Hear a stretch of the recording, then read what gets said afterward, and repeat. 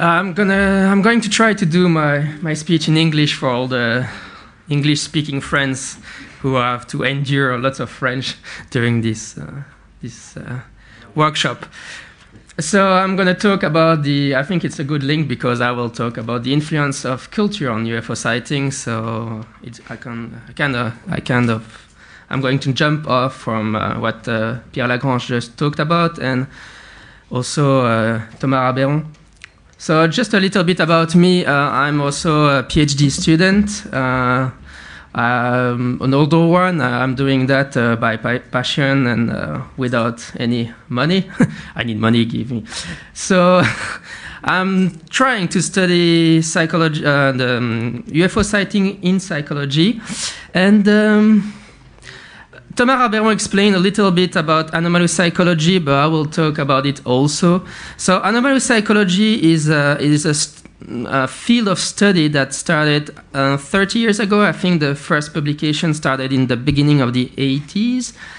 And in anomalous psychology, we study anomalous experiences. So it's a fancy term, if you want, for so-called paranormal experiences, but of course paranormal doesn't mean much actually, so we prefer to use anomalous or unusual or exceptional. So there's lots of discussion in the field for what would be the best concept to use. I will stick to anomalous experiences because the field is called anomalous psychology. And about that field, there are controversy in that field, of course, but I follow the work of Chris French. Thomas Abrassart mentioned it.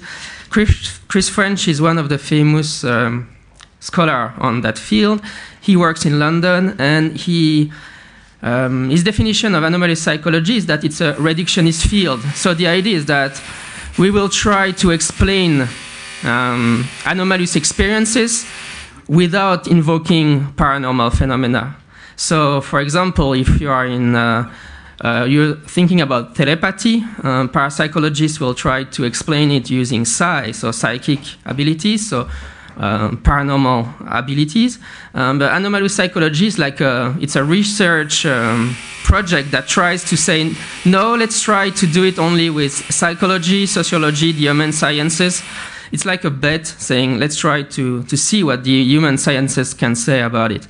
So, of course, about the UFO phenomena, it would be the same bet would be, let's try to explain the UFO phenomena without invoking extraordinary hypotheses, so no extraterrestrial, for example. And let's see what we can say about the UFO phenomena on that basis. I have to say, in the field of anomalistic psychology, there's been lots of stuff done about abduction phenomena because the link with psychology may be more obvious than with UFO sightings. And if you take any textbook of anomalous psychology nowadays, you will have a chapter about abduction, but almost nothing about UFO sightings. So one of the things I'm pushing in my PhD thesis is the idea, no, we should also talk about UFO sightings in anomalous psychology because those are also anomalous experiences. So in this speech, there will be 3 points. I will talk about the origin of the phenomenon. I will discuss more about psychosocial mechanism, and then just mention a few examples from the literature that you probably all know, but those cases are just to illustrate what I'm talking about in the rest of the speech. So when you study a Fortean phenomena, it's always interesting in the human sciences to ponder what did you have in the culture before the beginning of that phenomena. So, of course, you all know that the UFO phenomena started in 1947. And if you read the literature, I think we can all agree that there were mostly 4 main variables, if you want, that generated the UFO phenomena. The first one is the fairy culture. So, of course, people have been believing in fairies for a long time and have reported fairy sighting, fairies abduction for a very long time. And in the 20th century, the fairy beliefs still existed at the beginning. We all remember Arthur Conan Doyle, the creator of Sherlock Holmes, believing in the Cottingley fairies pictures. So he had pictures of fairies, and he defended those were real fairies. But as the century advances, the believing in fairies becomes more and more difficult in societies who are very scientific-minded, materialistic-minded. So there was a change, and most ethnographers think that the UFO phenomena is just the continuation of the fairy folklore, but it just changed, it morphed into the UFO phenomena because it's easier to say I saw an alien, an extraterrestrial, than to say I saw a fairy. And of course, extraterrestrial are materialistic in nature when fairies are supernatural, so of course people don't want to say they believe in supernatural stuff in our cultures. So of course the aviation, why? But simply because the more stuff human-made you put in the sky, the more stimuli you have to make mistakes. So in the 20th century, humans put lots of stuff in the sky. So of course there was an increase in stimuli to have mistakes. And then there's the occulture. That's a concept from sociology that's a mix between occult and culture. In the 19th century and 20th century, the occult culture really developed. And the reason why is because Darwin and Wallace, with the theory of evolution, really they really created a materialistic science, very strongly materialistic science. And people tried to re-enchant science, to bring back the magic into science. And though that movement is very strong, and you can find it into the societies for psychical research, parapsychology, the ufological movement, and so on. And then, of course, the science fiction.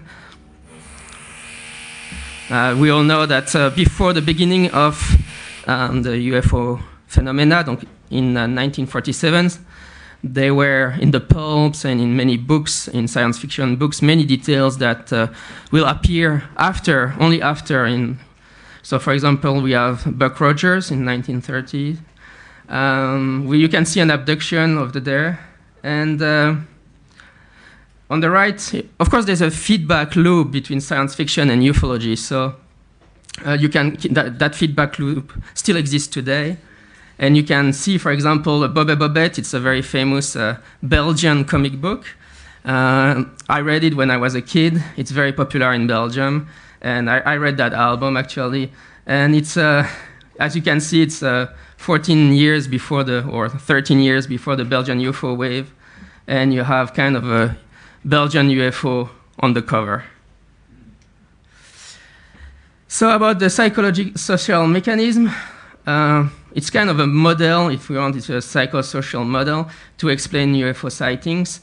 There are simple mistakes, elaborate mistakes or complex mistakes, hallucinations, false memories, and hoaxes. So simple mistakes, that's the core of the UFO phenomena. It's simply people that see stuff in the sky.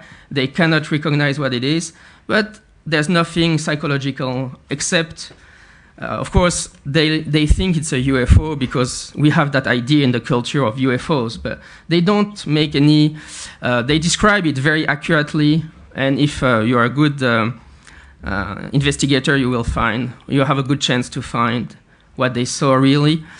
And then there are elaborate mistakes or complex mistakes. In that case, of course, there is the description the witness will give is changing from the actual object he saw. So in elaborate mistakes, I would see three moments: illusions, confabulation, and suggestibility. So in illusions, it's at the perception moment. The witness is seeing the UFO, and at that moment he's changing, he's altering the shape or the form or the details of that UFO. Why? But simply because we don't see with our eyes, we see with our brains. And if you're in front of an ambiguous stimuli, there are two processes in the brain. When for perception, there are top-down processes and bottom-up processes. So bottom-up processes are data coming from your sensory, like your eyes, and so on. And your brains, those are top-down processes. So if you're in front of an ambiguous stimuli, your brain will try to fill up what you're seeing. Your brain is trying to he's wondering what you're seeing, and he will fill up information, add up information. So if you have the scheme or the concept of a UFO in your head, oh, I'm seeing a UFO, of course, your brain will change what you're seeing, and you will see something more like the UFO you have in your brain. After that, you have confabulations. That's the second moment. In confabulation, that's when you talk. No, that's the third moment. The second moment is when you think you remember what you saw. So, of course, your memory is not reliable. We know now in psychology that you don't put in memory, like it's not like a DVD or something that records stuff like it really is. And each time you remember something, you actually change it. So we all have in our memories that are not correct, not accurate, even false memories. So at that point, each time the witness is thinking about what he saw, he can add details, change little what he saw. And the suggestion point, suggestibility, is when the witness talks to someone. Could be family, could be friends, could be on the internet, could be a journalist, or of course an investigator. And if we talked about that yesterday, but if that person makes leading questions or leading comments, it will influence the witness. Of course, those three moments, illusions, confabulation, suggestibility, will add up. So if you are someone who can change more and more the details of what happened, it can make, at the end of the line, a very, very big difference. And of course, there are personality traits. So not everybody is the same for that. For example, there have been many studies in psychology about suggestibility. So some people are easily suggestionable. So if you make comments to them, they will readily change what they saw for you.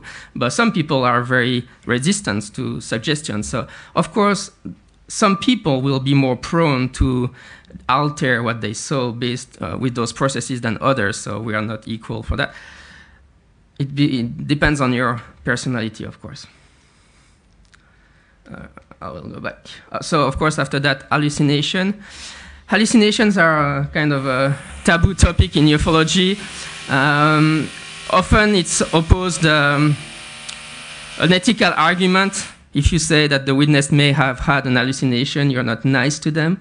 I think that ethical argument doesn't, in science, ethical argument don't count. So I think it would be naive to think that absolutely no case in ufology are explainable by hallucinations. That would be really strange, actually. So there must be some cases who are actual hallucinations. And as Thomas Reberon explained in his speech, there have been many studies in recent decades showing that psychopathology and hallucinations are not linked. So we all have in the culture the idea, if you have hallucinations, you are crazy, quote unquote. But it doesn't work that way. Normal people have hallucinations. Of course, we have known for a long time about hypnopompic hallucination or before and after sleep. But actually, more and more research comes out showing that normal people have hallucinations even during daytime.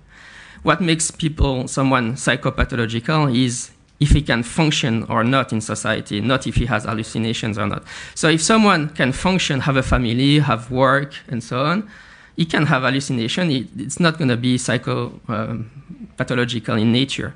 So there's a very famous study by Spanos and collaborator who shows that UFO witnesses don't have psychopathological personality. And of course they don't. I mean, most of the cases are simple mistakes. So there's really not any reason to think that UFO witnesses have psychopathological personalities. Most of them, of course, there will be exactly the same number than in the rest of the population. But normal people do have hallucinations. Auditory hallucination, hearing voice, visual hallucinations, and so on. False memories, the next speaker will talk about it, so I won't say much, but it's an extreme case. I explained that you can have your memory changing little by little of what happened to you, but of course you can have completely false memory in your brain. So those full memory, someone suggested something happened to you, and you just you just create a memory that seemed completely convincing, completely true to you. You are convinced it really happened to you when actually nothing happened. And there's been lots and lots of discussion of false memories in the case of abductions. And at the end, there's the hoaxes. And from a human science point of view, I would like to say, I think we should study hoaxes more. That would be my recommendation. There's been very few studies in psychology or in sociology about hoaxes. The only psychologist I know who worked on the subject is the Richard Wiseman in Britain. The question we can ask is, why do people feel the need to create hoaxes, and why do people feel the need to believe in them? And we don't have many answers for that, but I think sociologists and psychologists should work on why do people create hoaxes, why do they do that? And I'm almost at the end. So a few examples. Of course, Kenneth Arnold, you all know the case. He described what he saw as round in the front and triangular in the back. But of course, he said to a journalist that he saw the motion was like a flying saucer skipping on the water. So flying saucer described the motion and not the shape of the object. But the journalist published that the next day. And starting from there, people started reporting flying saucers and not the shape that Kenneth Arnold described. So it's a perfect example of how the media influences what witness will report. Then there's the Betty and Barney Hill in the abduction area. So as you know, Barney went to, and Betty and Barney Hill, they both went to get hypnosis from a hypnotherapist. That was before the 90s. In the 90s, there was what we call the memory war in psychology. So now we know that hypnosis is the perfect way to create false memories. If you want to have false memories, please go to a hypnotherapist. Barney went to a hypnotherapist, and he described the gray, the little gray. And 2 weeks before that, there was an episode of The Outer Limit called the Bel Air Shield, where in that episode there was an alien who looked very much like a gray, which was a very rare shape in the culture before that. So it's a fair bet to think that Barney saw that episode, TV show, and then under hypnosis gave the description of the gray. It's of course very interesting because the gray became very important in UFO lore. And then the last case I will briefly talk about is the Chupacabra with Madeleine Tolentino. Tolentino is the first people who saw and described the Chupacabra in 1995. And Ben Radford, a skeptical ufologist in America, made a very lengthy investigation, and he realized that she saw 2 months before that came out the movie Species, and so he even found an interview of her saying she saw the movie, and she even went on to say the creature she saw was very like the creature in the movie. So that's a very interesting case because it's almost impossible to prove. Hard proof on a hallucination. But in that case, I would say it's a fair hypothesis to say that she had an hallucination based on the movie she saw just before, or a week before maybe. So it's a perfect case to illustrate the importance of science fiction and how it comes into ufology. Thank you.